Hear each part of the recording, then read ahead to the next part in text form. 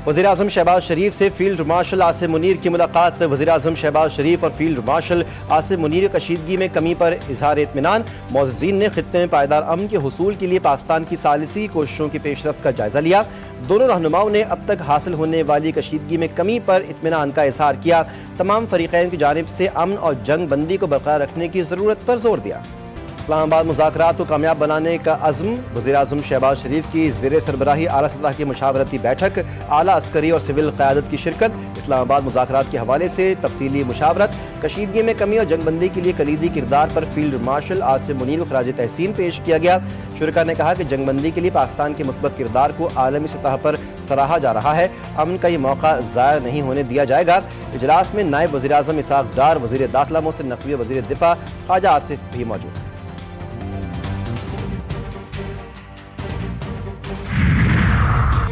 अमरीका और ईरान बनेंगे मेहमान, मेज़बान होगा पाकिस्तान। जंगबंदी मुज़ाकरात के लिए अमरीका और ईरान के दरमियान अहम बैठक 11 अप्रैल को लगेगी।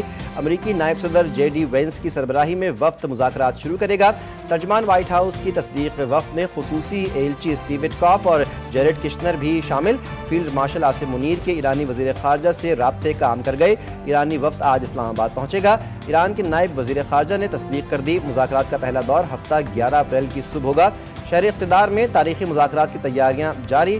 पुलिस और सिक्योरिटी इदारों ने होटल की सिक्योरिटी संभाल ली। शाहराहों पर रुकावटें।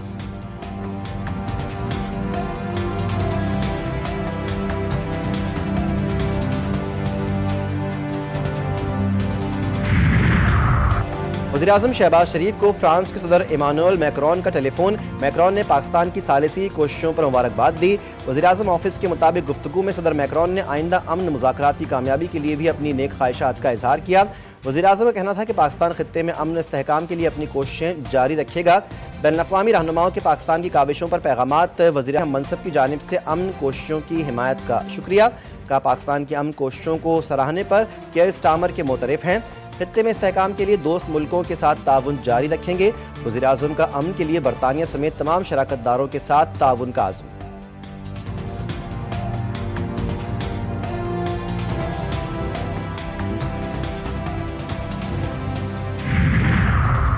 लिबनान पर हमले, जंगबंदी की खिलाफ वर्जी, हमले जारी रहे तो मुज़ाकरात बेमायने हो जाएंगे। ईरानी सदर मसूद पेज़ेश्कियान ने वाज़ेह कर दिया। कहा कि इसराइली कार्रवाइयाँ खतरनाक और अदम वाबस्तगी की अलामत है। सहयूनी रियासत की बार बार जारियत जंगबंदी के इब्तिदाई मुआहदे की खुली खिलाफ वर्जी है। अपने लिबनानी भाइयों और बहनों को कभी तनहा नहीं छोड़ेंगे। हमले निशानदही करते हैं कि मुआहदों के हवाले से संजीदगी और दयानतदारी का फुकदान है। ईरान के नायब वज़ीर ख़ारजा ने कहा कि अमरीका को लिबनान में कत्लेआम बंद करवाने के लिए इसराइलियों को रज़ामंद करना होगा। ईरान कल रात जवाबी कार्रवाई के दहाने पर था। ईरान ने पाकिस्तान से रब्ता किया और बताया कि खित्ते में क़याम अमन के लिए लिबनान में जंगबंदी लाजमी है। हमने सिफारतकारी को एक और मौका देने के लिए जवाबी कार्रवाई नहीं की।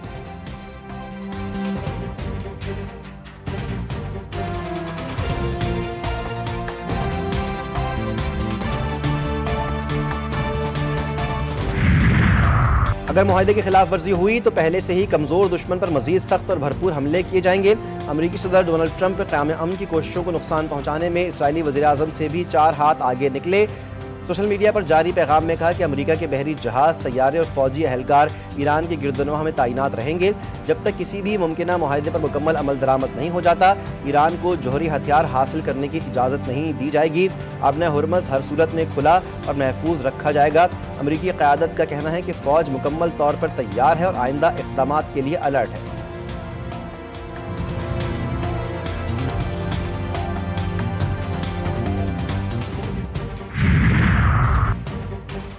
लिबनान की शमूलियत के बगैर जंग बंदी का कोई तसव्वुर नहीं। ईरानी पार्लियामेंट के स्पीकर मोहम्मद बाक़र कालिबाफ का 2 टोक पैगाम। लिबनान और पूरा मज़ाहमती महवर ईरान के इत्तेहादी होने के नाते जंग बंदी का लाज़मी और नाकाबिल अलहदगी हिस्सा हैं। वज़ीर-ए-आज़म पाकिस्तान ने लिबनान के मामले पर खुलकर और वाज़ेह मौक़िफ़ पेश किया। शहबाज शरीफ के बयान के बाद इससे इनकार या पीछे हटने की कोई गुंजाइश नहीं रही। जंगबंदी की किसी भी खिलाफ वर्जी की भारी कीमत चुकाना पड़ेगी। स्पीकर बाक़र कालिबाफ कहते हैं कि बातचीत से पहले ही 10 निकाती तजावीज़ के 3 अहम निकात की खिलाफ वर्जी कर दी गई। लिबनान में जंगबंदी की खिलाफ वर्जी और ईरान की फ़ज़ाई हुदूद में ड्रोन की दरअंदाजी हुई।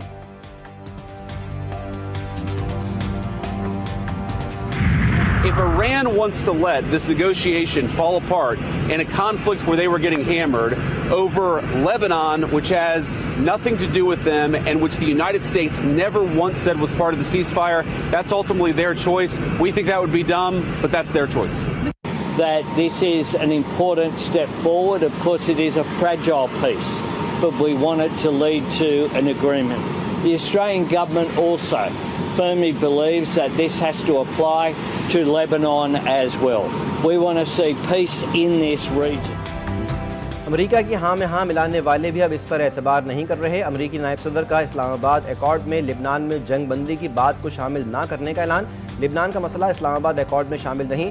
آسٹریلیا کے وزیر اعظم نے کہا کہ ان کے خیال میں مشرق وسطیٰ میں قیام امن کی بات کی گئی ہے، لبنان بھی اس میں شامل ہے۔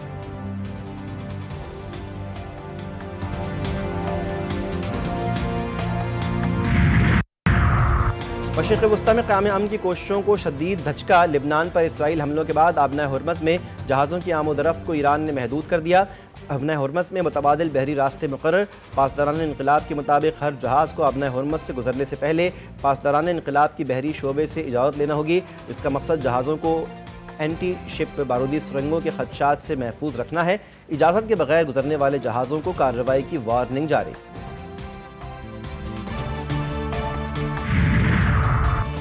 نائب وزیر اعظم اسحاق ڈار کا ازبک وزیر خارجہ بختیار سیدوف سے ٹیلی فونک رابطہ۔ مشرق وسطیٰ اور خطے کی تازہ صورتحال پر تبادلہ خیال۔ دونوں رہنماؤں نے خطے میں امن و استحکام کے لیے جاری کوششوں پر گفتگو کی۔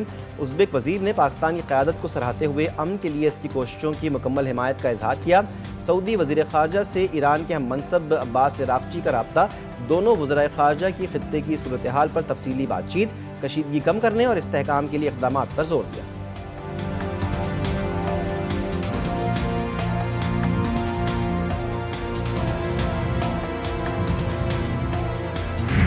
وطن کو بلندیوں پر لے گئے ہیں۔ وزیر دفاع خواجہ آصف کہتے ہیں کہ بھارت نے للکارا تو ہم نے اس کی مانگ کا سندور اجاڑ دیا اور دھول چٹائی۔ اب 1 سال بعد پاکستان بین الاقوامی سفارتکاری کا محور ہے۔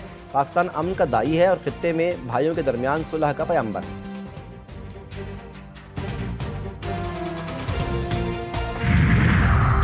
وزیر داخلہ محسن نقوی سے امریکی سفیر نیٹلی بیکر کی ملاقات۔ مشرق وسطیٰ کی موجودہ صورتحال پر بات چیت، جنگ بندی کا خیر مقدم کیا گیا۔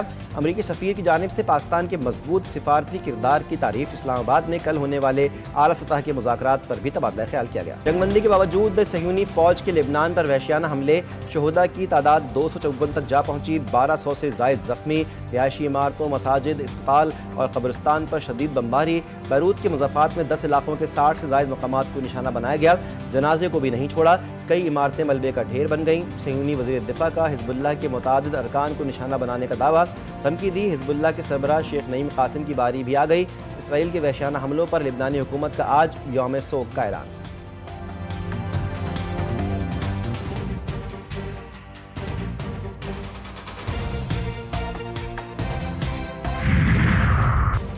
پاکستان کی جانب سے لبنان پر اسرائیلی جارحیت کی شدید مذمت۔ اسرائیلی اقدامات بین الاقوامی قوانین اور انسانی اصولوں کی کھلی خلاف ورزی قرار۔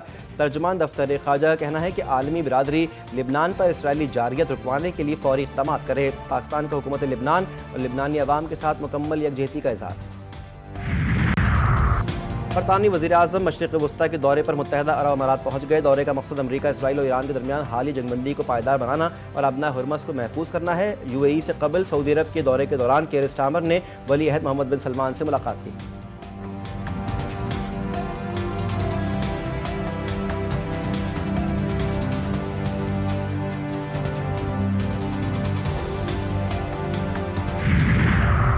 ایران کے خلاف جنگ، ایپسٹین فائلز سے توجہ ہٹانے کی کوشش قرار۔ ایران کے ساتھ جنگ کا آغاز، امریکی عوام کی توجہ ایپسٹین فائلز سے ہٹانے کے لیے ہے۔ معروف پوڈ کاسٹ میزبان جو روگن کا دعویٰ۔ جو روگن نے اتفاق کرتے ہوئے کہا کہ سابق امریکی صدر بل کلنٹن نے بھی مبینہ طور پر عوام کی توجہ ہٹانے کے لیے دیگر ممالک پر بمباری کی تھی۔